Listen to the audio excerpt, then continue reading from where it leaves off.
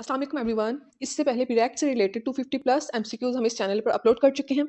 आज इस लेक्चर में हम पीरेक्ट से रिलेटेड तमाम इंपॉर्टेंट पॉइंट्स को समराइज्ड फॉर्म में डिस्कस करेंगे और मैं आपको बताऊं कि किस तरह से पीरेक्ट के चैप्टर नेम्स आप एक फनी ट्रिक के साथ याद कर सकते हैं। इस लेक्चर को एंड तक वॉच कीजिएगा, it will be really beneficial for you. Start करते हैं। एक्ट का नेम जो है वो है Punjab enforcement and regulation act 2024। अगर इस एक्ट का नंबर पूछा जाए तो इस एक्ट का नंबर है 11। पंजाब असेंबली ने इसे पास किया था अक्टूबर 11 2024 डेट पे। गवर्नर ऑफ पंजाब ने असेंट दिया था 16 अक्टूबर 2024। एक्ट पब्लिश हुआ था 17 अक्टूबर 2024। टोटल चैप्टर्स इसके 18 हैं, टोटल सेक्शंस इसके 82 हैं। ये सब एमसीक्यूज क्वेश्चंस हैं, आपको एग्जाम में पूछे जा सकते हैं। चैप्टर के नेम्स को याद करने की जो मैंने बताया था आपको एक फनी ट्रिक है, वो ये है कि आपने इन दो सेंटेंसेस को याद कर लेना है और इसको रिलेट करना है चैप्टर के नेम्स के साथ। जब आप चैप्टर का नेम एग्जाम में रिकॉल करेंगे तो आपको एक सीक्वेंस में चैप्टर नेम्स नहीं याद आ रहे होते। इस सेंटेंस की मदद से आपको वो एक सीक्वेंस जो है चैप्टर्स का वो याद आ जाएगा। People eat delicious hot eggs and potatoes in picnic. People often choose juicy eggs and crispy fresh mangoes. I no ये एक फनी ट्रिक है, बट इस तरह के जो रिकॉलिंग की और मेमोराइजिंग की जो टेक्निक्स होते हैं वो अमूमन फनी ट्रिक्स के साथ उनको याद रखना ज़्यादा ईजी होता है। इसको रिलेट करते हैं। पीपल के साथ हम चैप्टर 1 प्रिलिमिनरी को जो है उसको रिलेट करेंगे। ईट के साथ establishment of the Punjab enforcement and regulatory authority. Delicious के साथ district enforcement and regulatory board. Hot के साथ चैप्टर 4 हेयरिंग ऑफिसर। एक्स के साथ chapter 5 establishment of the enforcement stations. And के साथ अरेस्ट चैप्टर 6 जो कि है।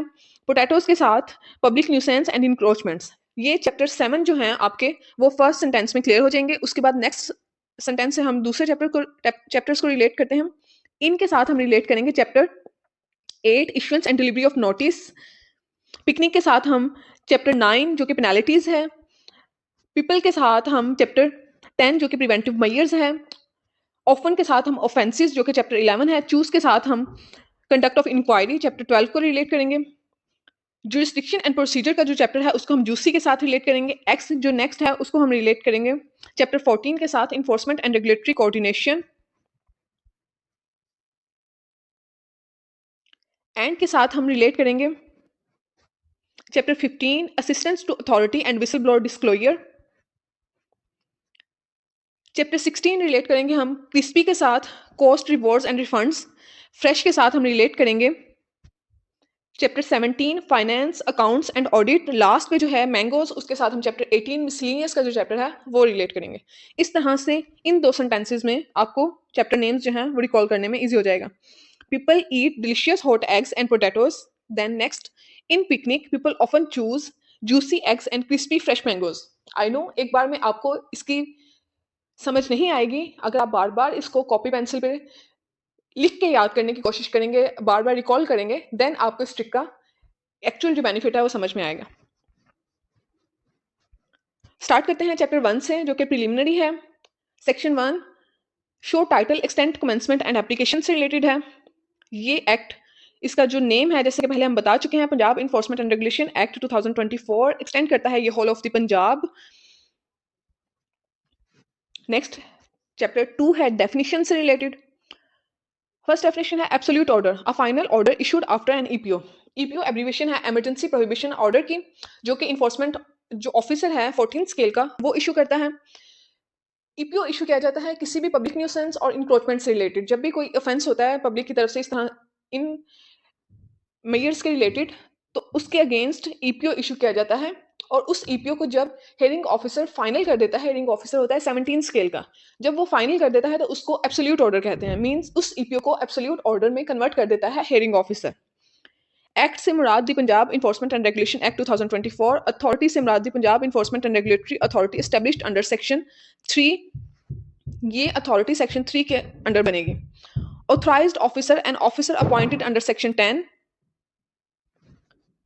बोर्ड से मुराद है the district enforcement and regulatory board constituted under section 12। Chairperson the chairperson of the authority. Code से मुराद है the code of criminal procedure 1898। Board की जो डेफिनेशन मैंने बताई है यहाँ पे the district enforcement and regulatory board जो कि सेक्शन 12 के तहत बनता है। ये डिस्ट्रिक्ट लेवल पे जो है ना वो बोर्ड्स बना दिए जाते हैं जो अथॉरिटी को इम्प्लीमेंट करते हैं, इसके एक्शंस को, इसकी जो मेयर्स हैं उनको इम्प्लीमेंट करते हैं। क्योंकि पंजाब के लेवल पे तो आपको 18 मेंबर्स की एक अथॉरिटी होती है, वो डिस्ट्रिक्ट वाइज़ हैंडल नहीं कर सकती सब मैटर्स को। सो उन डिस्ट्रिक्ट वाइज़ मैटर्स को हैंडल करने के लिए डिस्ट्रिक्ट्स में बोर्ड्स बना दिए जाते हैं। कमेटी से मुराद है a committee formed under this act, court of session और एन एडिशनल सेशंस जज, custodian of the state property, the officer responsible for managing and protecting state property, department, any government department as defined in the Punjab Government Rules of Business 2011, Director General होगा the Director General of the Authority, district हम कहेंगे a district notified under the Punjab land revenue act 1967। जो इस act में districts mention कर दिए गए हैं उसी को हम डिस्ट्रिक्ट यहाँ पे कहेंगे। एम्प्लॉय कौन होगा? एन ऑफिसर और staff appointed by the authority. Encroachment का मतलब है एन इंटरफियरेंस विद और intrusion into state property including temporary और परमानेंट स्ट्रक्चर्स। किसी भी किस्म का कब्जा चाहे वो टेम्पररी तौर पे है चाहे वो परमानेंट तौर पे है उसको हम इंक्रोचमेंट कहेंगे। इन्फोर्समेंट का मतलब है all acts required to compel compliance with this act and scheduled laws। Scheduled laws वो हैं जो कि इस एक्ट के एंड पे मेंशन हैं। मैं उनके नेम्स भी आपको बता देती हूँ और चैप्टर के एक्ट के एंड पे हम उनको देखेंगे भी।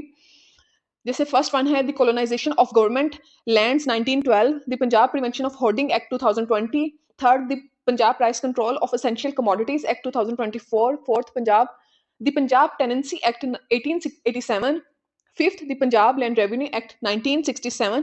इन शेड्यूल्ड लॉज से रिलेटेड भी एग्जाम में पूछा जा सकता है कि ये शेड्यूल्ड लॉज का पार्ट है ये वाला एक्ट या नहीं। तो आपने इन लॉज को भी जो है एक दफ़ा इनके नेम्स को याद कर लेना है।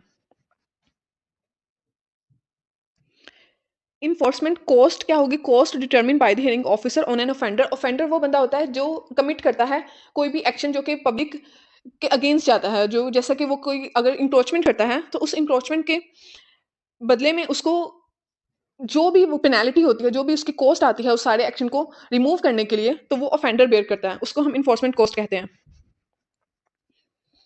इन्फोर्समेंट ऑफिसर होता है an officer appointed under this act.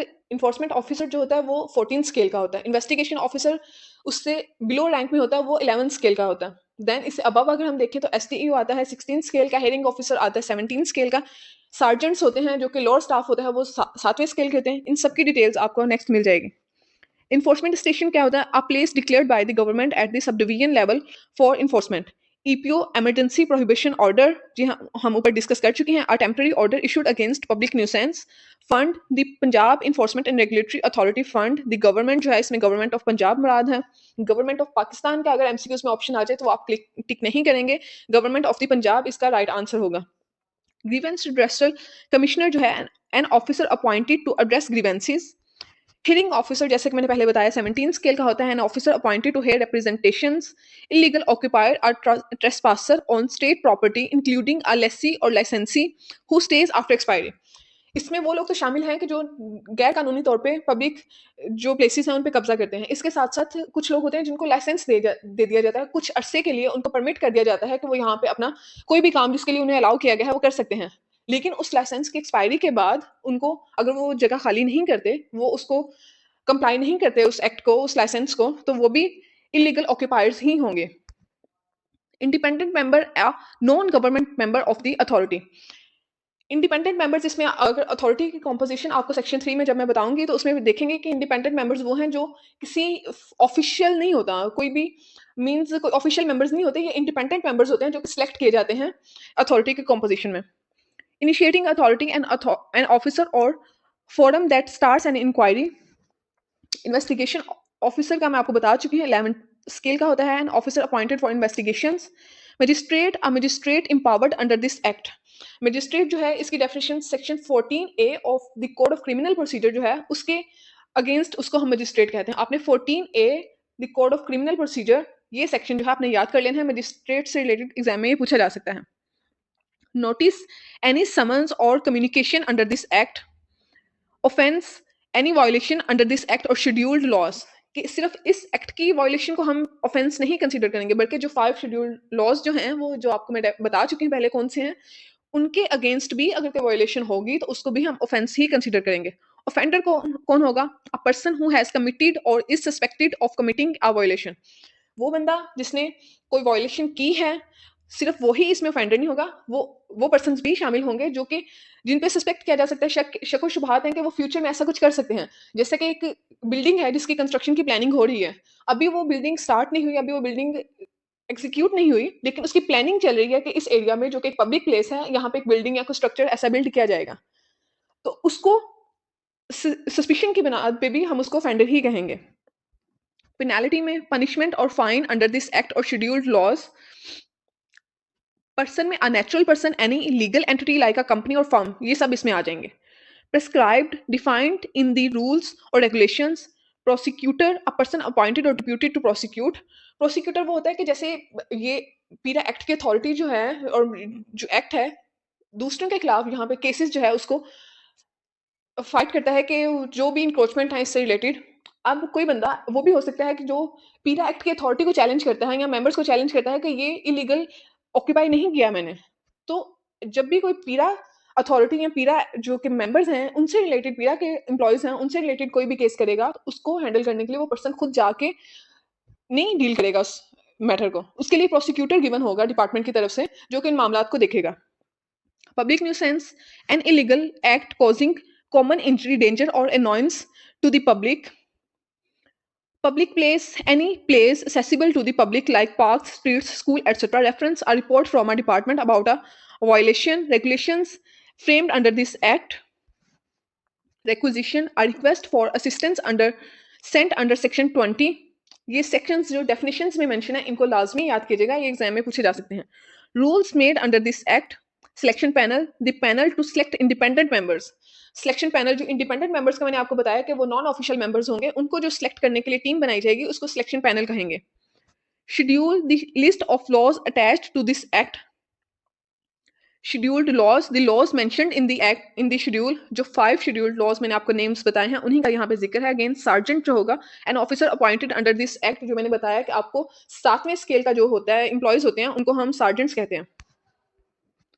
State property में आएगा प्रॉपर्टी ओन्ड और controlled by the government, sub division and administrative unit notified under the Punjab land revenue act 1967। Sub division का मतलब डिवीजन को डिवाइड करना नहीं होता। डिस्ट्रिक्ट्स में जो आपको उस पार्ट्स बना दिए जाते हैं उसको हम स्मॉल लेवल पे उसको सब डिवीजन्स कहते हैं। Sub divisional enforcement officer, the officer in charge of an enforcement station, उसको हम SDEO या सब डिविजनल इन्फोर्समेंट ऑफिसर कहेंगे जिसका स्केल 16 है। Supplies, all supplies maintained by the government in the public interest. Support staff, clerical or technical staff of the authority. Whistleblower, a person who discloses a violation or offense in the public interest.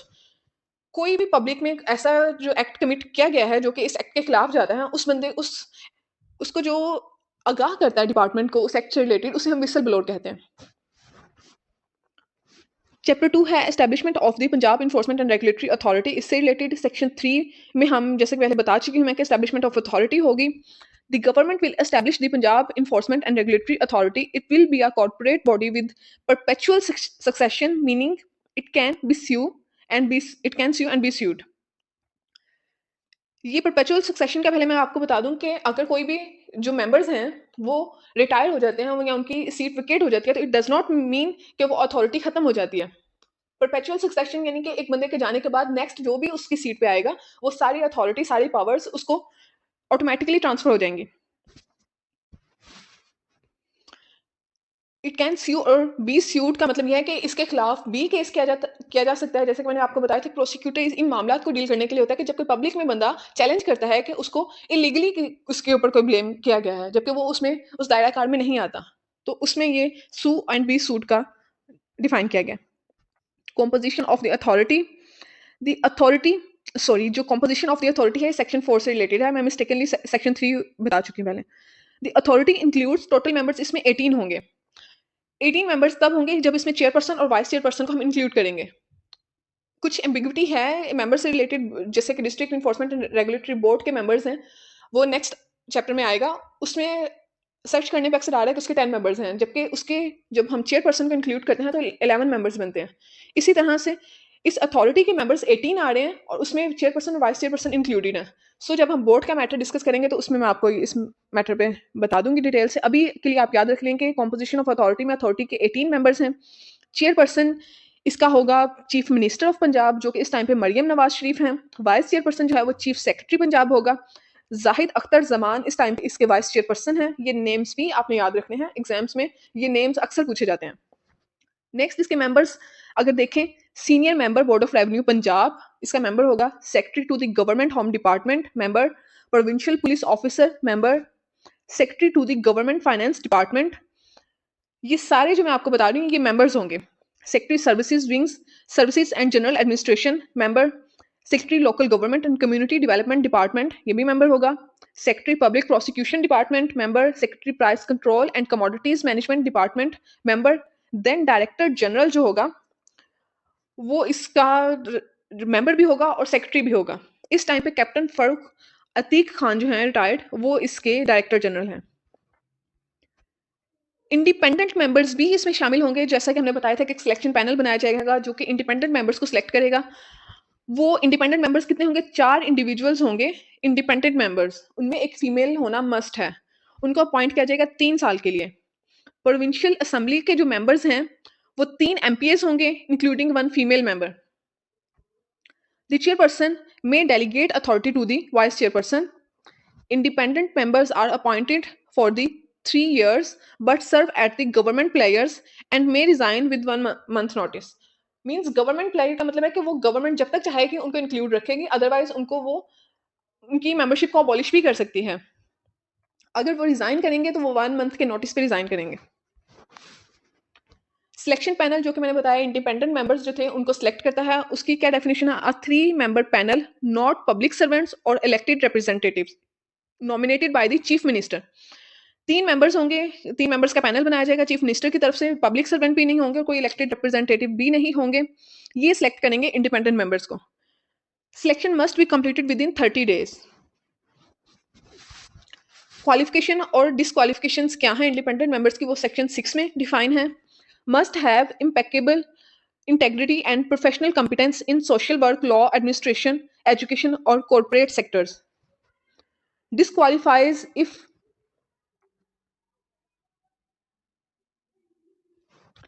Disqualified किन criteria पे होंगे? अगर recently उन्होंने public office कोई भी है उसको hold किया है, मींस पब्लिक ऑफिस का मतलब है कि अगर कोई भी गवर्नमेंट सर्वेंट है, कोई भी गवर्नमेंट सेक्टर में कोई बंदा सर्व कर रहा है, तो वो इसमें इंडिपेंडेंट मेंबर सेलेक्ट नहीं किया जा सकता अनलेस उसे अपना डिपार्टमेंट या अपनी सीट को छोड़े हुए 6 मंथ हो जाएं। अगर वो 6 मंथ पहले उस सीट को छोड़ चुका है तो देन उसको इंडिपेंडेंट मेंबर सेलेक्ट किया जा सकता है। इस फिजिकली और मेंटली इल वो भी डिस्क्वालीफाई होगा, इसमें क्वालिफाई नहीं हो सकता। बैंकरप्ट और अगर लोन उसने लिया है, कोई ऐसा टैक्स डिफॉल्टर है, तो वो भी नहीं हो सकता। होल्ड्स अ गवर्नमेंट जॉब, ये मैं बता चुकी हूँ आपको कि अगर पब्लिक ऑफिस या गवर्नमेंट जॉब दोनों होंगी तो वो बंदा सेलेक्ट नहीं हो सकता independent member. Was dismissed for corruption, convicted of a crime or has a conflict of interest, कोई भी जाती मुफाद अगर किसी बंदे का उस सीट के साथ जुड़ा हुआ है तो वो भी इसमें सिलेक्ट नहीं हो सकता। Meetings of the authority, meetings held as prescribed, chairperson और वाइस चेयरपर्सन प्रिजाइड करेंगे। कोरम जो है वो मीटिंग का हाफ ऑफ टोटल मेंबर्स होगा। डिसीजंस मेजोरिटी के साथ होंगे। जो प्रिजाइडिंग पर्सन होगा, उस मीटिंग को प्रिजाइड कर रहा होगा, उसका कास्टिंग वोट होगा। कास्टिंग वोट का मतलब ये है कि अगर जो मेंबर्स प्रेजेंट हैं मीटिंग में वो मेजोरिटी के साथ, आपको पता है कि डिसीजन होना है किसी भी मैटर पे, अब अगर दोनों जो मेंबर्स हैं वो इक्वली डिस्ट्रीब्यूट हो जाते हैं किसी मैटर को फेवर में और अगेंस्ट, तो इस सिचुएशन में जो है जो उसको प्रिजाइड कर रहा है मीटिंग का, उसका चेयरपर्सन का या जो भी बंदा प्रिजाइड कर रहा है, क्योंकि चेयरपर्सन की गैर मौजूदगी में वाइस चेयरपर्सन भी मीटिंग को प्रिजाइड कर सकता है, और अगर वाइस चेयरपर्सन भी अवेलेबल नहीं है तो चेयरपर्सन जिस बंदे को नॉमिनेट करेगा वो उसको प्रिजाइड करेगा। सो प्रिजाइडिंग मेंबर जो भी होगा उसका कास्टिंग वोट होगा, वो जिसकी भी फेवर में अपना वोट कास्ट कर देगा वो मेजोरिटी का डिसीजन उसमें फाइनल हो जाएगा। Director general maintains all records of the meeting. Director general कौन होगा? Appointed by the chief minister. ये चीफ मिनिस्टर अपॉइंट करेगा जो कि BS 19 और इससे अबव का मेंबर हो सकता है। इससे अबव का होगा, जो पैस और PMS में से जो भी होंगे उनमें से सिलेक्शन होगी इसकी। Responsible for carrying out the purpose of the act and performing secretarial functions. Section 9 committees से रिलेटेड है, द अथॉरिटी में form committees for its purposes. Section 10 powers and functions of the authority. इनकी powers और functions क्या हैं? ये policy को implementation कैसे करनी है उसको ओवरसी करेंगे। Appoints hearing officers and authorised officers, उनके अपॉइंटमेंट ये करेंगे। Conduct inquiries, trains employees, administrate administers enforcement stations and recommends budgets, define fine limits, sanctions, rewards, and may delegate powers to the Director General, Board Chairperson और Authorized Officer. ये सारी इनकी powers होंगी. Section 11, employees of the authority. The authority may appoint employees on prescribed terms, can make regulations for efficiency and discipline, can borrow or lend employees from other departments on deputation. जो scheduled laws हैं उसके भी अगर members या employees इस तरह किसी scenario में उनको मदद दरकार है या वो किसी मिशन को एग्जीक्यूट करने के लिए उनकी रिक्वायरमेंट है तो उनको डिप्यूट किया जा सकता है.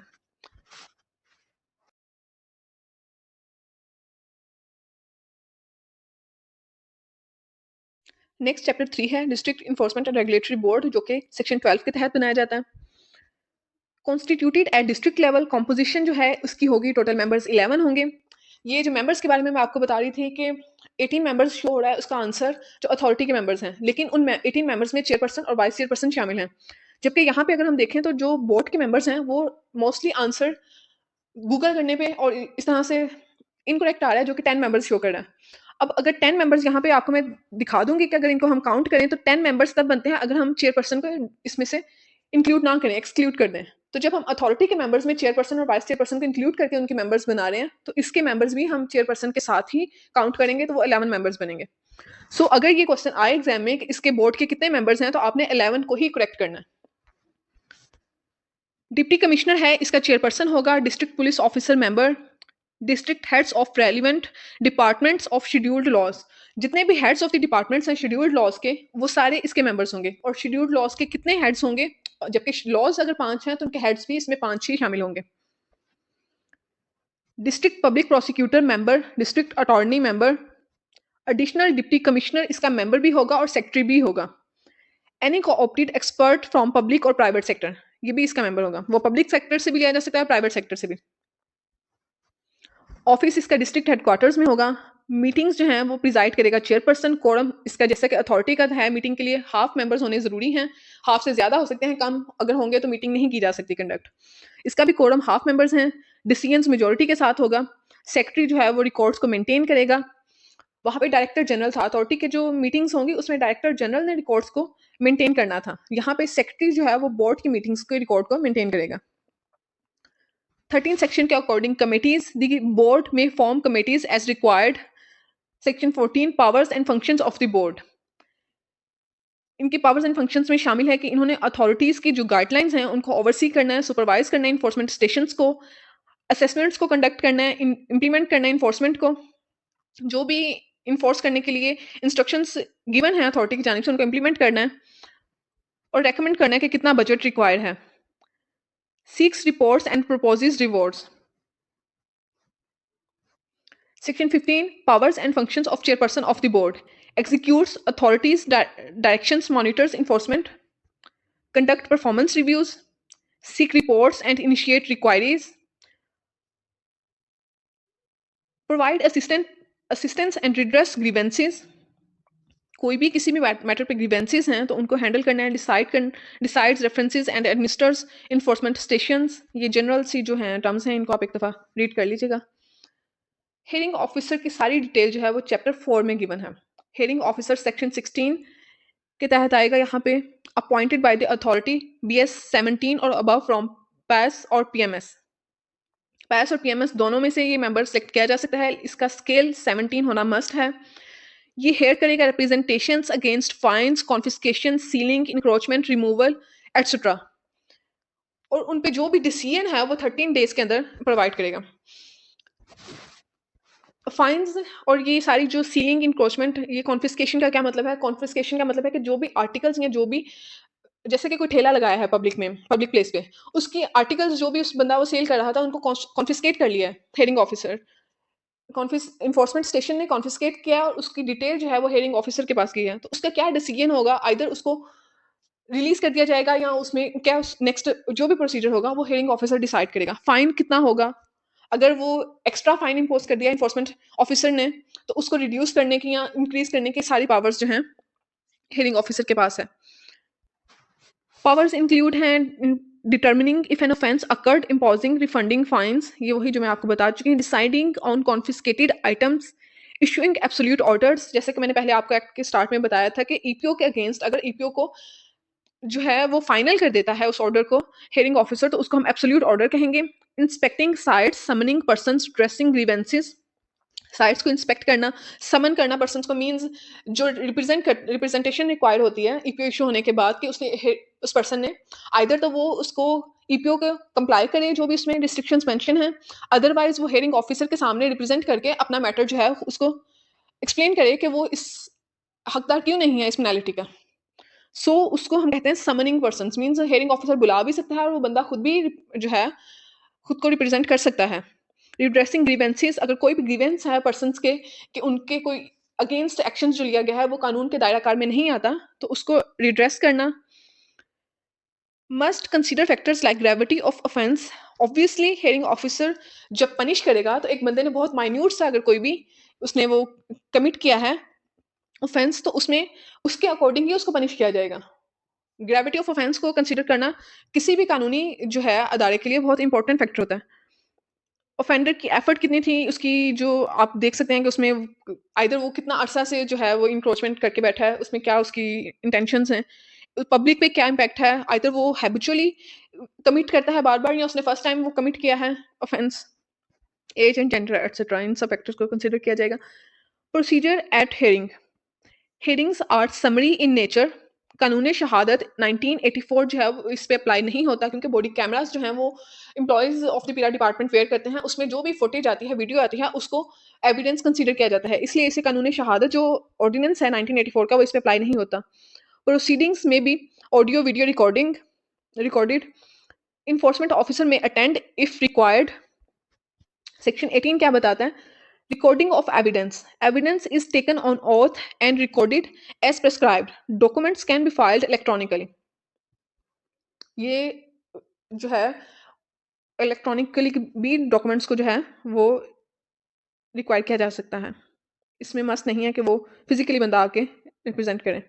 चैप्टर 5 है establishment of the enforcement stations. Section 19 enforcement stations के रिलेटेड बताता है established by the government at the sub division level. ये सब डिवीजन लेवल पे जो बनाए जाते हैं इन्फोर्समेंट स्टेशंस होते हैं, इनको डिस्ट्रिक्ट लेवल पे बोर्ड होता है, पंजाब के लेवल पे अथॉरिटी होती है, और सब डिवीजन लेवल पे जो होते हैं वो इन्फोर्समेंट स्टेशंस बनाए जाते हैं। इसके स्टाफ में जो इसका हेड होता है इन्फोर्समेंट स्टेशन का वो होता है सब डिविजनल इन्फोर्समेंट ऑफिसर BS16 का, enforcement officer BS14, investigation officer BS11, sergeants BS7, supporting staff इसके साथ होगा। ये सारे एम्प्लॉयज़ की डिटेल है जो कि पहले भी मैं आपको बता चुकी हूँ। Employees wear uniforms, carry weapons and ID cards, marked vehicles are provided. Section 20 क्या बताता है? Requisition by the enforcement station, the incharge can send a requisition for assistance to the board secretary via by the hearing officer. कोई भी उन्हें जो है support चाहिए hearing officer के थ्रू, वो उसको बता सकता है कि हमें असिस्ट करे इस मैटर पे। Section 21 record keeping eight the enforcement station, the sub divisional enforcement officer is responsible for record keeping. सब डिविजनल इन्फोर्समेंट ऑफिसर की पावर्स क्या होंगी? ये डिसीजंस को इन्फोर्स करेगा, इंस्पेक्शंस को सुपरवाइज करेगा, नोटिस इशू करेगा किसी मैटर पे जहाँ रिक्वायर्ड होंगे, FIRs को रजिस्टर करना जो है वो पावर में शामिल है सब डिविजनल इन्फोर्समेंट ऑफिसर की, अरेस्ट कर सकता है, पेनल्टीज जो हैं उनको पेनल्टीज और फाइन्स को रिकवर कर सकता है, एडमिनिस्टर करेगा स्टेशन को, जो इन्फोर्समेंट स्टेशन है उसकी एडमिनिस्ट्रेशन सब डिविजनल इन्फोर्समेंट ऑफिसर जो है वो करता है। Incharge of the enforcement station जो है वो सब डिविजनल इन्फोर्समेंट ऑफिसर है। Next section 23 enforcement officer performs field operations, जो सारा फील्ड वर्क है वो SDO से लोअर स्टाफ जो है मोस्टली वो करता है। इसकी पावर्स में इन्फोर्समेंट ऑफिसर जो है इसकी पावर्स में क्या शामिल है? Enter, inspect, search and seal public और प्राइवेट प्रॉपर्टी। प्राइवेट अगर वो जो है उसको सर्च करेगा, इंस्पेक्ट करेगा तो वो वारंट के साथ करेगा। Stop and search vehicles, seize items, arrest and use reasonable force, collect evidence, issue EPO, impose fines, may wear a body camera. Generally ये बॉडी कैमरा जो है इसको वेयर करने की प्रैक्टिस इंश्योर की जाती है पीरैक अथॉरिटी की, जो इसके पीरैक एम्प्लॉयज़ हैं इनमें, ताकि एविडेंसेस जो हैं उनको कलेक्ट करने में ज़्यादा इशू ना फेस किया जा सके। Section 24 conferment of additional powers by the government, the government can grant additional police powers to officers. Section 25 क्या बता रहा है? Duties of enforcement officer: enforce laws, apprehend offenders, obey orders and cooperate with other agencies. इन्होंने laws को भी enforce करना है, इन्होंने जो फेंडर्स हैं उनके मैटर्स को भी डील करना है, जो अथॉरिटी की तरफ से या अबव जो स्केल के स्टाफ है उस उन्होंने जो भी ऑर्डर्स गिवन किए हैं उनको ओबे करना है, और अदर एजेंसीज जो भी हैं जहाँ पे कॉर्पोरेशन रिक्वायर्ड है तो उनके साथ कॉपरेट भी करना है। Must report arrest to the hearing officer: अगर इन्फोर्समेंट ऑफिसर जो है वो अरेस्ट करता है किसी भी पर्सन को तो उसे 24 आवर्स के अंदर हियरिंग ऑफिसर को रिपोर्ट करना मस्ट होता है। जैसे कि ये मजिस्ट्रेट को दूसरे मैटर्स में होता है कि आपने मजिस्ट्रेट के सामने बंदे को रिप्रेजेंट करना है, इसी तरह से 24 आवर्स में हियरिंग ऑफिसर को भी रिपोर्ट करना होता है किसी भी अरेस्ट से रिलेटेड मैटर का। इन्वेस्टिगेशन ऑफिसर जो है उसकी पावर्स में है enter, inspect, search and seal property, stop, search and confiscate vehicles, issue notice, seize items and make arrest, search persons and use reasonable force, collect evidence, register FIRs and conduct inquiries। ये almost similar powers हैं जो enforcement officer हैं उसके साथ investigation officer की, लेकिन EPO जो है वो इन्वेस्टिगेशन ऑफिसर इशू नहीं कर सकता, वो इन्फोर्समेंट ऑफिसर ही इशू करेगा। Sergeants assist officers and may carry weapons। Enforcement squad क्या होगा? A team in each subdivision with various officers and staff। Section 29 बता रहे हैं यहाँ पे administration of the squad administered by the authority। The Director General exercises prescribed powers।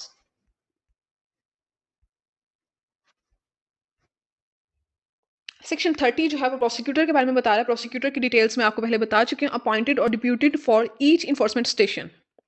Her enforcement station में prosecutor जो है वो अपॉइंट किया जाएगा, जो कि वहाँ से रिलेटेड जो भी मैटर्स हैं, जो कि पब्लिक अगर कोई भी केस करती है किसी मैटर पे उस इन्फोर्समेंट स्टेशन के एम्प्लॉयज़ पे, तो उसको डील करने का जो इख्तियार है वो प्रोसिक्यूटर के पास है। चैप्टर 6 जो है वो अरेस्ट से रिलेटेड है। पावर टू अरेस्ट 31 सेक्शन में आएगा। Officers can arrest if a person is involved in an offense, has a reference against them, credible information exists, is found with suspicious articles। किन किन बंदों को ऑफिसर्स जो हैं वो अरेस्ट कर सकते हैं? कोई कंप्लेन है अगर उस बंदे के खिलाफ, कोई क्रेडिबल इंफॉर्मेशन है वो एग्जिस्ट कर रही है, कोई भी सस्पिशियस आर्टिकल्स जो हैं जैसे कि वेपन्स या मंशियात किसी बंदे के पास से जो है बरामद हो रही हैं तो उसको भी अरेस्ट किया जा सकता है। ऑब्स्ट्रक्ट्स एन ऑफिसर मींस अगर कोई ऑफिसर काम कर रहा है उसके काम में रुकावट डालने वाले बंदे को भी अरेस्ट किया जा सकता है। अगर कस्टडी से कोई बंदा करने की एस्केप करने की कोशिश करता है तो उसको भी अरेस्ट किया जाएगा।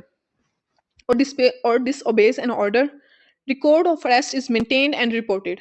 कोई भी अरेस्ट किया जाएगा तो उसका रिकॉर्ड मेंटेन भी किया जाएगा और उसको हियरिंग ऑफिसर को रिपोर्ट भी किया जाएगा। Procedure to be followed after arrest: arrested person must be presented at the enforcement station without delay. Section 32 बता रहा है यहाँ पे कि क्या प्रोसीजर फॉलो किया जाएगा अरेस्ट के बाद। अरेस्टेड पर्सन को फौरी तौर पे जो है वो प्रेजेंट करना है इन्फोर्समेंट स्टेशन में। Sub divisional enforcement officers registers an FIR and produces the person before a magistrate within 24 hours. FIR को भी रजिस्टर करेगा सब डिविजनल इन्फोर्समेंट ऑफिसर और उस बंदे को मजिस्ट्रेट के सामने भी 24 आवर में पेश करेगा, और जो हेयरिंग ऑफिसर है उसको रिपोर्ट की जाएगी। हेयरिंग ऑफिसर के सामने 24 आवर्स में उस बंदे को लेके जाना मस्ट नहीं है, लेकिन रिपोर्ट करना मस्ट है। यहाँ पे करेक्ट कर लें। सेक्शन 33 बता रहा है application of the code to arrest under the act. The code of criminal procedure applies where not inconsistent with the act. जो अरेस्ट से रिलेटेड जितने भी मैटर्स हैं वो कोड ऑफ क्रिमिनल प्रोसीजर में जो भी उसको बताया गया है, तरीकाकार बताया गया, उस तरीकाकार के अकॉर्डिंग यहाँ पे उसको डील किया जाएगा। लेकिन जहाँ पे कॉन्फ्लिक्ट आ रहा है इस एक्ट का और कोड ऑफ क्रिमिनल प्रोसीजर में जो शिकें बताई हैं उनका, तो कॉन्फ्लिक्ट की सूरत में जो पीरा एक्ट में बताया गया मैटर उसी को जो है इम्प्लीमेंट किया जाएगा। कॉन्फ्लिक्ट में हम दूसरे एक्ट को प्रेफर नहीं करेंगे। चैप्टर 7 है public nuisance and encroachments. Section 34 से स्टार्ट हो रहा है जो कि बता रहा है procedure for removal of public nuisance. क्या प्रोसीजर होगा? Complaints can be made by the public departments, whistle blower और एम्प्लॉयज। कंप्लेंट्स किसी भी सूरत में हो सकती हैं। वो जो डिपार्टमेंट के एम्प्लॉयज हैं वो खुद भी ऑब्जर्व कर सकते हैं कोई भी पब्लिक न्यूसेंस जो कि एग्जिस्ट कर रहा है। कोई पब्लिक में कोई बंदा भी जो है रिपोर्ट कर सकता है, कोई कंप्लेन कर सकता है, कोई एम्प्लॉयज देख सकते हैं। इसके अलावा विसल ब्लोअर का मैं आपको बता चुकी हूँ कि विसल ब्लोअर जो बंदा सीक्रेटली कह सकते हैं कि किसी भी मैटर को जो है रिपोर्ट करता है, उसे हम कंप्लेंट में नहीं शुमार करेंगे। वो डिपार्टमेंट को आगाह करने के लिए जब कोई बंदा रिपोर्ट करता है तो उसे हम विसल ब्लोअर कहेंगे। विसल ब्लोअर की आइडेंटिटी को सीक्रेट भी रखा जा सकता है अगर वो चाहे, और उसको पब्लिक भी किया जा सकता है। ये टोटली डिपेंड करता है उस बंदे की क्या बिल है उस मैटर पे। Section 35 action by enforcement officer issues an EPO offender must comply or file a representation within 15 days. जो इन्फोर्समेंट ऑफिसर है, पब्लिक न्यूसेंस जो भी मैंने आपको बताया कि जिस तरह से भी वो डिपार्टमेंट की नज़र में वो मैटर आता है, उसके अगेंस्ट जो है वो ईपीओ जो है वो इश्यू करेगा इन्फोर्समेंट ऑफिसर। ईपीओ में मैं आपको पहले बता चुकी हूँ कि क्या डिटेल्स होंगी, उसमें फाइन हो सकता है, उसमें इस मैटर की डिटेल्स सारा जो नेक्स्ट जो भी प्रोसीजर है उस मामले को हैंडल करने के लिए वो ईपीओ के थ्रू बताया जाता है। ईपीओ जो है वो एब्रीविएशन है इमरजेंसी प्रोहिबिशन ऑर्डर की। या तो वो बंदा जिसके खिलाफ ईपीओ इशू हुआ है, या तो वो बंदा उसको कंप्लाई करेगा। अगर वो कंप्लाई नहीं करता तो वो 15 दिनों में रिप्रेजेंटेशन अपनी देगा हेयरिंग ऑफिसर के सामने, ताकि वो बता सके कि वो उसको क्यों नहीं कंप्लाई कर रहा, वो किस तरह से उस पे वो मैटर इंप्लीमेंट नहीं होता। If not the officer can remove nuisance, impose fine, confiscate goods, seal premises, arrest और रजिस्टर एन एफआईआर। ना तो वो बंदा 15 दिनों में रिप्रेजेंट होता है हेयरिंग ऑफिसर के सामने, और ना ही वो ईपीओ को कंप्लाई करता है। तो ये सारे एक्शंस उस बंदे के खिलाफ लिए जा सकते हैं। उसको जो जो भी उसने न्यूसेंस जो है वो कंडक्ट किया, उसको रिमूव किया जा सकता है, उसे फाइन उस पे इम्पोज किया जा सकता है। उसकी जो आइटम्स हैं जो भी उसने वहाँ पे रखी हैं उस जगह पे, उनको कॉन्फिस्केट किया जा सकता है, उस जगह को सील किया जा सकता है, अरेस्ट भी किया जा सकता है, उसके खिलाफ जो है एफआईआर भी रजिस्टर की जा सकती है। Hearing officer decides on confiscated items and enforcement cost.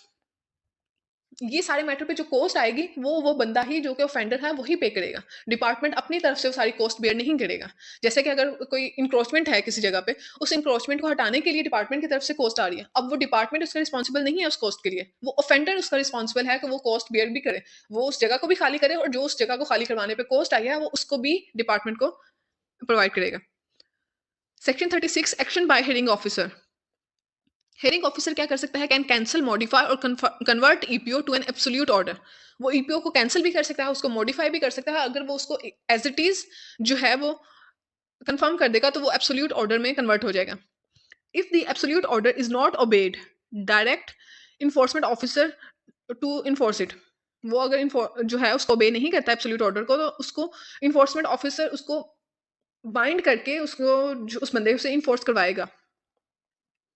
37 जो किस तरह से इन्फोर्स करवाया जा सकता है वो मैं आपको बता चुकी हूँ कि अरेस्ट भी किया जा सकता है, एफआईआर ज़ाहिर जब उस बंदे के खिलाफ होगी, फाइन इम्पोज होगा। तो ये सारी जो पॉलिसीज़ हैं इनको इम्प्लीमेंट करके वो एब्सोल्यूट ऑर्डर जो है उसको इम्प्लीमेंट करवाया जाएगा।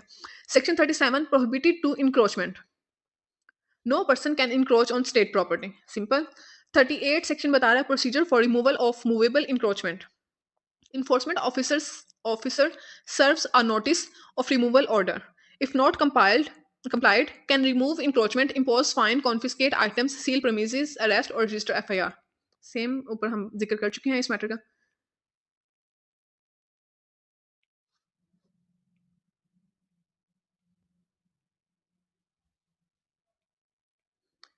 नेक्स्ट सेक्शन 39 है procedure for removal of immovable encroachment. वो जितना भी हम ऊपर डिस्कस कर चुके हैं वो सारा जो मूवेबल इंक्रोचमेंट था उससे रिलेटेड मैटर था।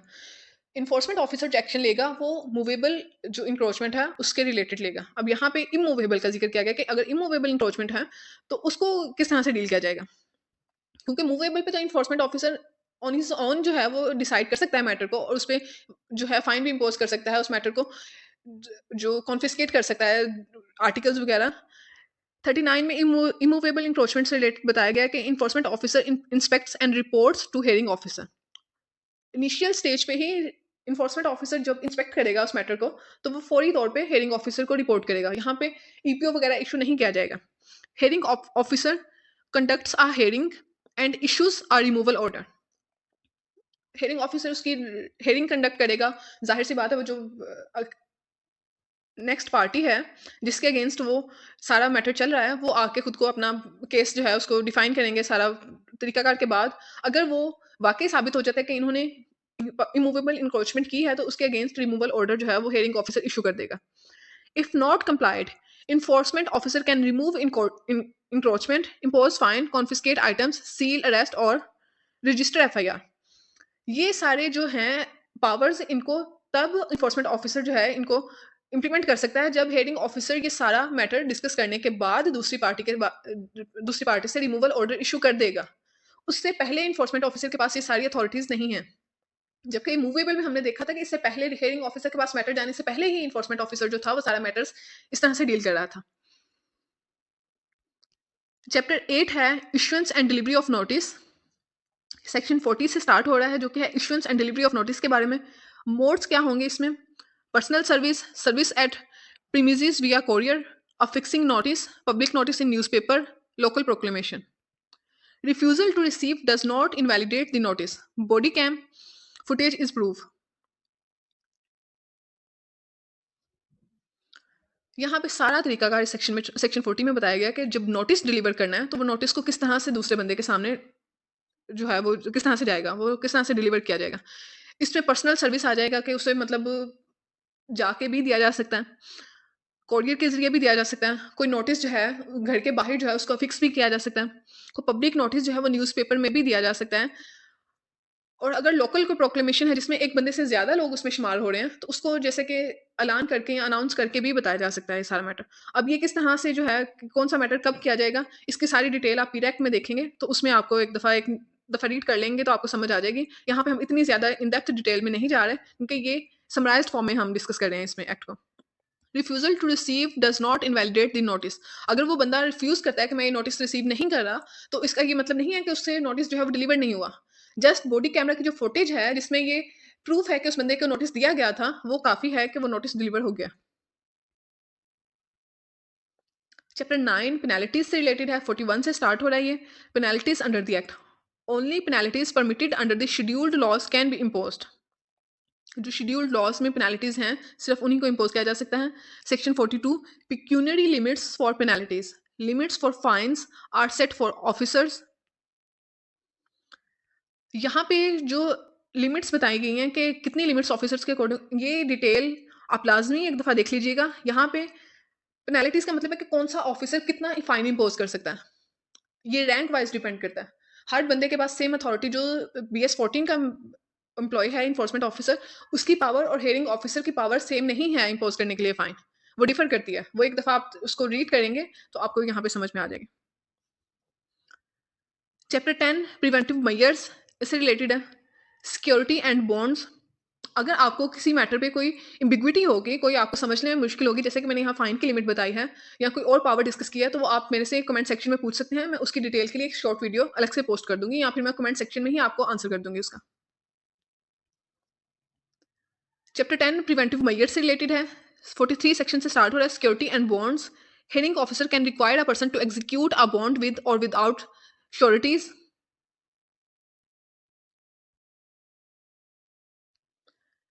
एक बंदा हैबिचुअली किसी जो है मैटर पे वो कमिट कर रहा है ऑफेंस, तो उससे कोई ना कोई श्योरिटी मांगी जा सकती है, कोई बॉन्ड मांगा जा सकता है। ये जो क्रिमिनल केसेस होते हैं उनमें भी ये होता है। जैसे कि वो किसी से घर की फर्द मांग ली जाती है, या कोई श्योरिटी में कोई अमाउंट होती है कि आप ये इतनी अमाउंट जो है वो डिपॉजिट करवाएं, जो इस बात का प्रूफ होता है कि वो बंदा एक तो उस केस में भी रिप्रेजेंट होगा करेगा खुद को नेक्स्ट हेयरिंग्स में, और दूसरा वो नेक्स्ट इस तरह का ऑफेंस कमिट नहीं करेगा। तो इस मैटर्स में जो भी वो डिमांड की जाती है उनको श्योरिटीज और बॉन्ड हम कहते हैं। सेक्शन 11 है ऑफेंसेस से रिलेटेड। 44 सेक्शन में ऑफेंसेस का बताया गया। Refusing notice, disobeying orders, failing to appear और प्रोड्यूस डॉक्यूमेंट्स, ये सब ऑफेंसेस हैं। अगर वो बंदा नोटिस नहीं ले रहा, वो ऑर्डर्स को डिसओबे कर रहा है, डॉक्यूमेंट्स जो रिक्वायर्ड किए गए हैं उनको प्रोड्यूस करने में वो फेल हो गया है, जो ऑफिसर्स हैं उनको रजिस्ट कर रहा है, उनको अपना काम कंप्लीट करने नहीं दे रहा और इंक्रोचमेंट कर रहा है, ये सारे ऑफेंसेस की डिटेल में आएंगे। कोई स्टेट प्रॉपर्टी है उसको रिमूव कर रहा है, डिसोबेइंग ईपीओ या absolute order, attempting abetting offences. कुछ दूसरों को भी अगर इंकरेज कर रहा है कोई ऑफेंस कमिट करने के लिए, तो वो भी ऑफेंडर ही होगा। पनिशमेंट इसमें क्या है? पनिशमेंट इसमें अप टू 6 मंथ इम्प्रिजनमेंट और फाइन अप टू ₹3 लाख और बोथ। उस बंदे को जो भी यहाँ पे ऑफेंसेस कमिट कर रहा है उसके खिलाफ 6 महीने की सजा उसे दी जा सकती है, या उसको 3 लाख का फाइन इम्पोज किया जा सकता है। और ये दोनों सजाएं भी दी जा सकती हैं। सेक्शन 45 क्या बता रहा है? Offences by companies. Company and responsible officers, directors, manager are punishable. अगर कोई कंपनी की तरफ से कोई ऑफेंस जो है वो कमिट किया गया, तो उसमें उसके डायरेक्टर्स भी जो है वो रिस्पॉन्सिबल होंगे और मैनेजर्स भी पनिशेबल होंगे। कोई मैनेजर ये नहीं कह सकता कि ये मेरी मैं अवेयर नहीं था इस मैटर से रिलेटेड, तो अवेयर ना होने का वो बहाना बना के इससे स्केप इख्तियार नहीं कर सकता। Section 46 personating a member, officer और employee. Pretending to be an officer is punishable under PPC section 170। जो भी बंदा इस तरह के खुद को प्रिटेंड करेगा कि वो एक ऑफिसर है, उसको सेक्शन 170 के खिलाफ जो है अकॉर्डिंग उसको पनिश किया जाएगा। Section 47 misuse of authority, exercising excess power, unlawful search, seizure, arrest, delay, false statements, dereliction of duty, bribery, thwarting enforcement. कोई भी जो पीआर डिपार्टमेंट का एम्प्लॉय है, ये सारे जो एक्शंस हैं इनको कमिट करता है तो अपनी अथॉरिटी को मिसयूज़ करेगा। अब उस अथॉरिटी को मिसयूज़ करने के लिए उसकी पनिशमेंट क्या होगी? उसको 6 मंथ के लिए इम्प्रिजनमेंट हो सकती है या फिर उसको 1 लाख रुपए का फाइन किया जा सकता है और दोनों भी किए जा सकते हैं।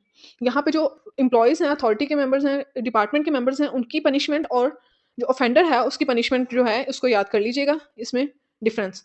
ऑफेंडर जो था, जो ऑफेंस कमिट करता उसको था, उसके लिए मेंशन था कि उसको 6 महीने की सज़ा हो सकती है और 3 लाख तक जुर्माना हो सकता है। जबकि अथॉरिटी का जो मेंबर है, अगर वो अपनी किसी भी अथॉरिटी को मिसयूज़ करेगा, जो कि उसके कानूनी दायरा-कार में शामिल नहीं है, तो उसको 6 महीने की सज़ा हो सकती है या 1 लाख रुपए का फाइन हो सकता है और दोनों भी हो सकते हैं। सेक्शन 12 है कंडक्ट ऑफ इंक्वायरी से रिलेटेड। 48 सेक्शन बताता है कंडक्ट ऑफ इंक्वायरी कैसे होगी। Can be initiated by authority, board, hearing officer, sub divisional enforcement officer और एनफोर्समेंट ऑफिसर। इनमें से कोई भी जो है वो इंक्वायरी को इनिशिएट कर सकता है, लेकिन उसके लिए मस्ट है कि वो जो इंक्वायरी को इनिशिएट किया जाएगा वो अपने से लोअर रैंक पे जो भी स्टाफ होगा, जो भी मेंबर होगा, उसके खिलाफ इंक्वायरी इनिशिएट की जा सकती है। कोई भी पर्सन अपने से अबव रैंक के बंदे के खिलाफ इंक्वायरी नहीं कर सकता। जैसे कि 14 स्केल का इन्फोर्समेंट ऑफिसर है, वो एसडीओ 16 स्केल का है। इन्फोर्समेंट ऑफिसर 16 स्केल के एसडीओ के खिलाफ इंक्वायरी किसी मैटर पे नहीं कर सकता, जबकि एसडीओ जो है वो अबव है इन्फोर्समेंट ऑफिसर से, तो वो इंक्वायरी इनिशिएट कर सकता है अपने से लोअर स्टाफ पे। Inquiry officer has powers of a civil court summoning. Civil court की इसके पास पावर्स होंगी, वो समन भी कर सकता है मैटर को, इन्फोर्स अटेंडेंस जो है उसको इंश्योर कर सकता है कि अटेंडेंस को इंश्योर किया जाए, ऑथ को एग्जामिन कर सकता है और कंपेल कर सकता है कि जो डॉक्यूमेंट्स रिक्वायर्ड हैं उनको प्रोड्यूस किया जाए।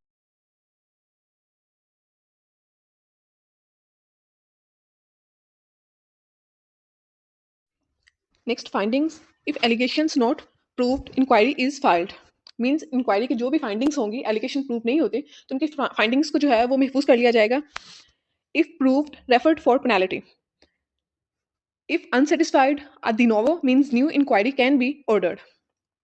अगर प्रूव हो जाएगी तो पेनल्टी जो है उसके लिए रेफर किया जाएगा। अगर सेटिस्फाइड नहीं है जो पार्टीज हैं उसकी इन्वेस्टिगेशन से, तो उसके लिए दोबारा से नई इंक्वायरी जो है उसको स्टार्ट किया जाएगा। जो फिक्स टाइम पीरियड होगा उसके बीच में जो है ना इंक्वायरी को कंप्लीट करना मस्ट है। नेक्स्ट चैप्टर है चैप्टर 13, ज्यूरिस्डिक्शन एंड प्रोसीजर। ये 49 सेक्शन से स्टार्ट होता है। Cognizance of offences, all offences are cognizable arrest without warrant. Cognizable offences वो होते हैं जिसमें अरेस्ट जो है वो विदाउट वारंट होता है, वो नॉन बेलेबल होते हैं। जो जबकि जो नॉन कॉग्निजेबल ऑफेंसेस होते हैं वो माइन्यूट ऑफेंसेस होते हैं, माइनर ऑफेंसेस होते हैं, उन पे इतना सीरियस एक्शन नहीं लिया जाता। Sub divisional enforcement officer can conduct inquiry, convert inquiry to FIR और रजिस्टर एफआईआर डायरेक्टली। जब भी जो है कोई ऐसी सस्पिशियस एक्टिविटी देखने में आएगी तो जो सब डिविजनल इन्फोर्समेंट ऑफिसर है वो इंक्वायरी को कंडक्ट करेगा, कन्वर्ट करेगा इंक्वायरी को एफआईआर में और एफआईआर डायरेक्ट रजिस्टर कर लेगा। जैसा कि वो सूटेबल समझेगा सिचुएशन के अकॉर्डिंग, उस तरह से वो एक्शन लेगा। Offences are triable by a magistrate. इनका ट्रायल मजिस्ट्रेट के थ्रू जो है वो किया जा सकता है। सेक्शन 50 जो है वो बार ऑफ जुरिस्डिक्शन के बारे में बताता है। Only the court of session can question actions under this act. No other court can grant और स्टे और इंजंक्शन। जो कोर्ट ऑफ सेशन है बस वही जो है इसमें इंटरफेयर कर सकती है, क्वेश्चन कर सकती है इंक्वायरी को। इसके अलावा कोई कोर्ट जो है वो इसमें इंटरफेयर नहीं कर सकती और ना ही कोई स्टे ग्रांट कर सकती है। सेक्शन 59 जो है रिप्रेजेंटेशन के बारे में बताता है। एन ऑफेंडर और complainant can file a representation against an enforcement officers action to the hearing officer. Enforcement officer के एक्शन के खिलाफ अगर कंप्लेनेंट ने कोई भी बतानी है, जो रिप्रेजेंटेशन में अपनी हियरिंग ऑफिसर को बताना है कि कोई भी उसे इशू है, कोई फाइंडिंग से, कोई इंक्वायरी से, कोई उसे जो है चार्ज लगाया गया है वो उसको लीगल नहीं समझता, तो वो हियरिंग ऑफिसर को जो है उसकी कंप्लेंट करेगा, उसके अलावा किसी और को नहीं कर सकता। 52 सेक्शन अपील से रिलेटेड है। First, appeal against hearing officer decision to the commissioner within 30 days. Commissioner decides in 45 days. अगर इन्फोर्समेंट ऑफिसर के एक्शन के खिलाफ जो है ऑफेंडर वो हियरिंग ऑफिसर के पास जाएगा, उसकी कंप्लेंट इन्फोर्समेंट ऑफिसर की हियरिंग ऑफिसर को करेगा। हियरिंग ऑफिसर से भी अगर वो उसके डिसीजन से सेटिस्फाइड नहीं है तो वो कमिश्नर को कंप्लेंट कर सकता है 30 डेज के अंदर अंदर।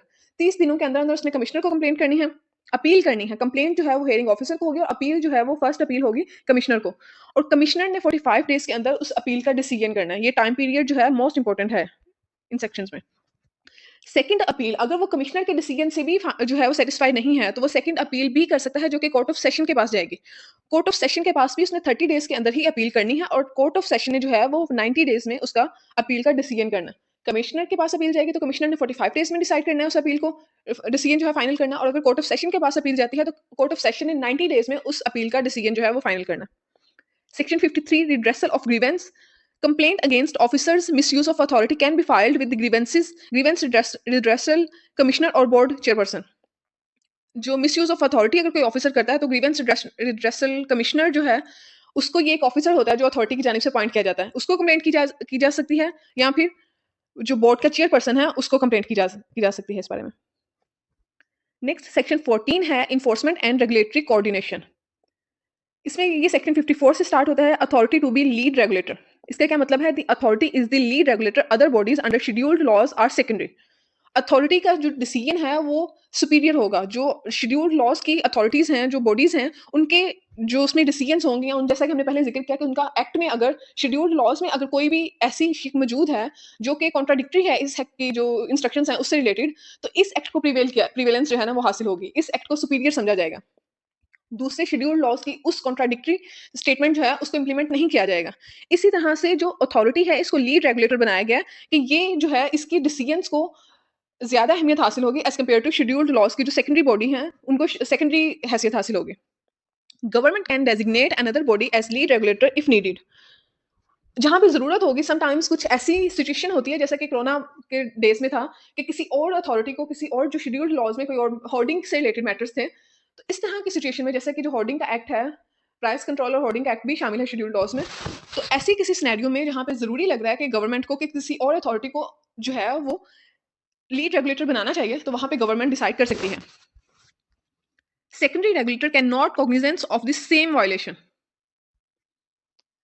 जो सेकेंडरी रेगुलेटर होगा, इसका मतलब ये है कि जब पीरा अथॉरिटी के अकॉर्डिंग, पीरा एक्ट के अकॉर्डिंग किसी ऑफेंस की किसी पर्सन को कोई पनिशमेंट मिल गई है, अब सेम ऑफेंस जो है वो शेड्यूल्ड लॉज में कहीं पे जहाँ पे मेंशन है उसके अकॉर्डिंग भी उसको पनिश किया जा सकता है।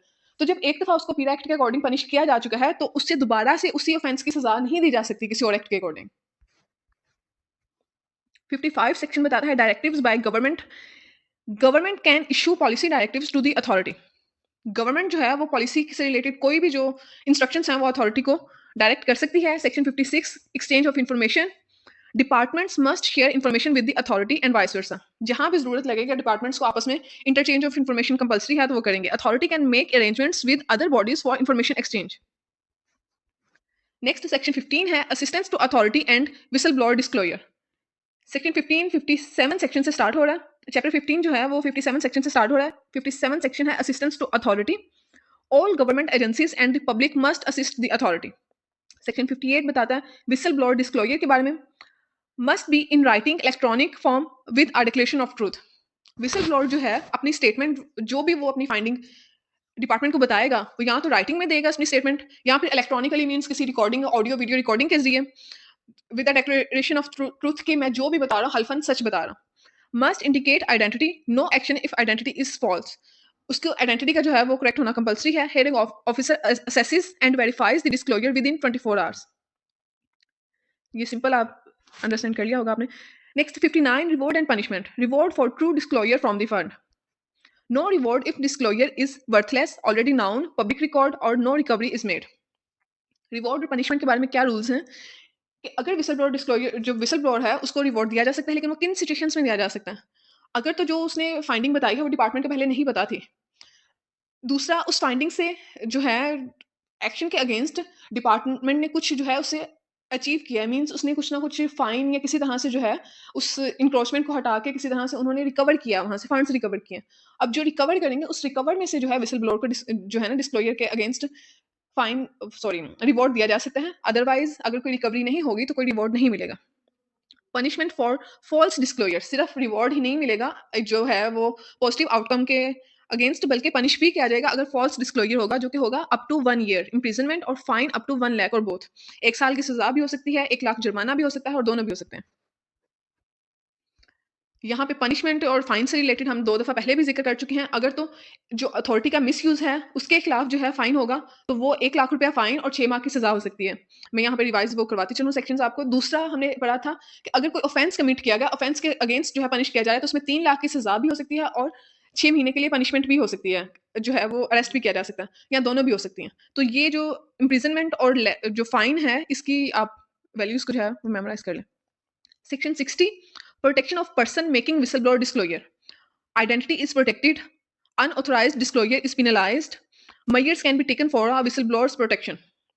कुछ सिनेरियोज ऐसे होते हैं जहाँ पे कोई ऐसी माफिया है जिसके अगेंस्ट जो है ना विसल ब्लोअर कोई जो है इन्फॉर्मेशन डिस्क्लोज करा, उसमें अगर वो चाहता है कि उसकी आइडेंटिटी को डिस्क्लोज ना किया जाए तो उससे प्रोटेक्ट किया जाएगा, उससे प्रॉपर प्रोटेक्शन भी दी जाएगी कि कोई उसके खिलाफ कुछ किसी किस्म की कार्रवाई ना कर सके। अगर अनऑथोराइज डिस्क्लोजर होगा तो ऑब्वियसली उसको पिनलाइज किया जाएगा।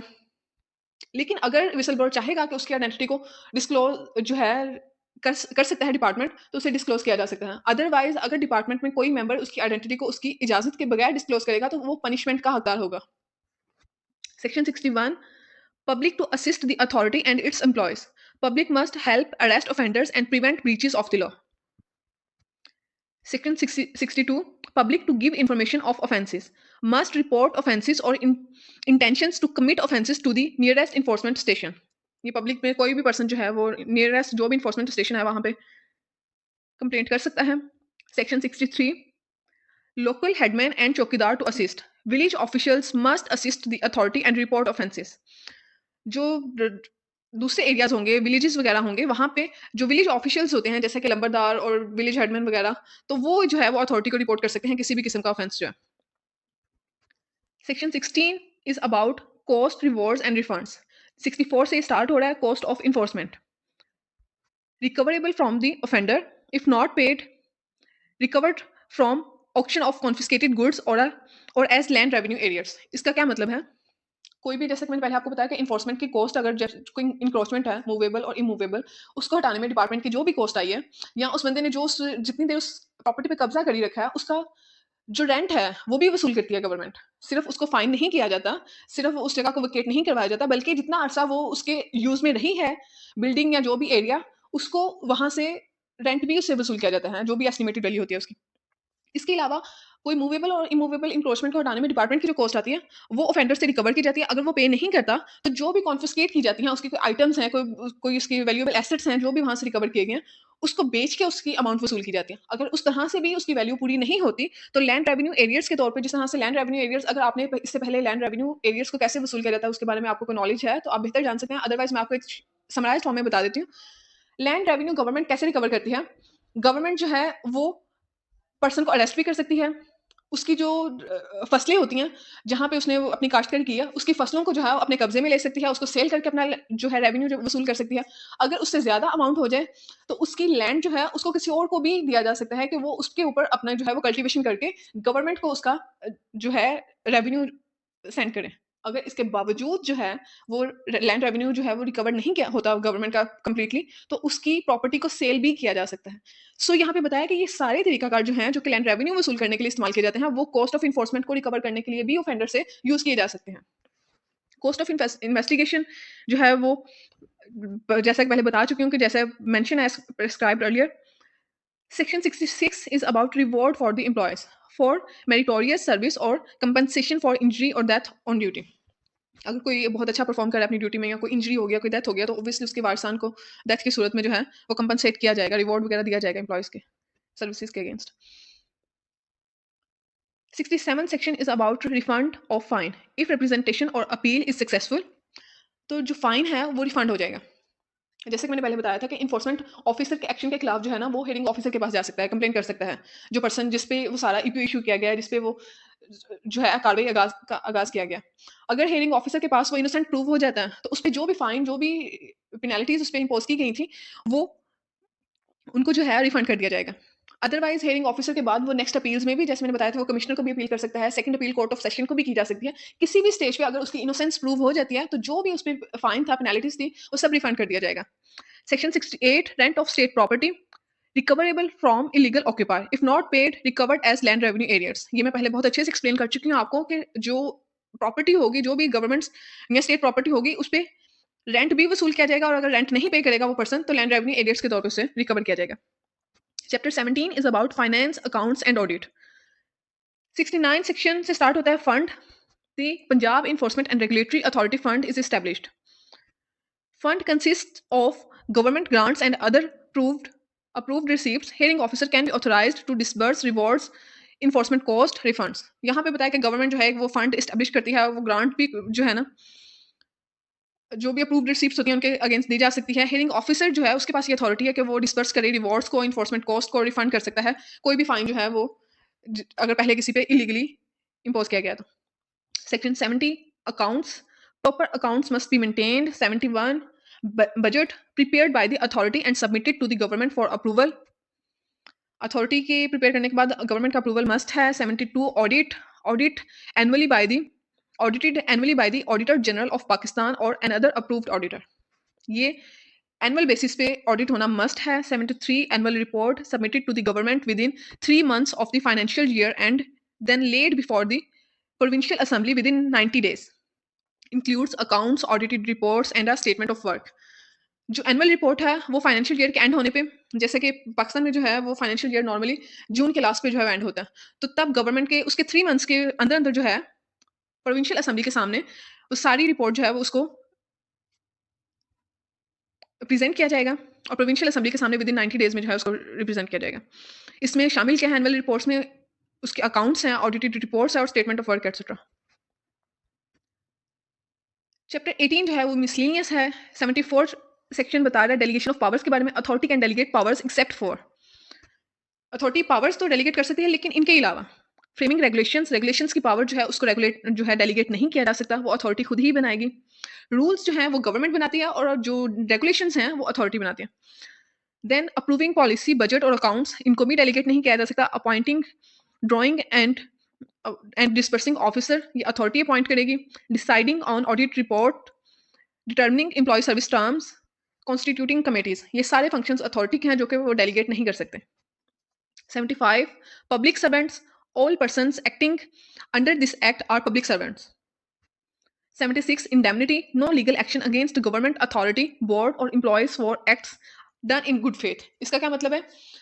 इंडेमनिटी किस सिचुएशन में जो है वो ग्रांट की गई है कि अगर एक पर्सन जो है वो गुड फेथ में, उसकी इंटेंशन जो है वो रॉन्ग नहीं है, कोई एम्प्लॉय डिपार्टमेंट का या अथॉरिटी का कोई एक्शन लेता है जिसमें उसकी इंटेंशन रॉन्ग नहीं थी, मीन्स उसने कोई ब्राइबरी नहीं ली थी, उसकी कोई किसी तरह से उसने कोई इलीगली कोई एक्शन उसका प्लान नहीं था, गुड फेथ में उसने कोई काम किया लेकिन उसका आउटकम जो है वो सही नहीं आया, उसमें कोई नुकसान हो गया, तो उस नुकसान की वजह से उसे पनिश नहीं किया जाएगा क्योंकि उसने इंटेंशन जो है उसकी गुड फेथ में उसने वो काम किया, उसकी इंटेंशन जो है वो अच्छी थी, तो उसे जो है पिनलाइज नहीं किया जाएगा उसके बारे में। 77 जो है ओवरराइडिंग इफेक्ट है।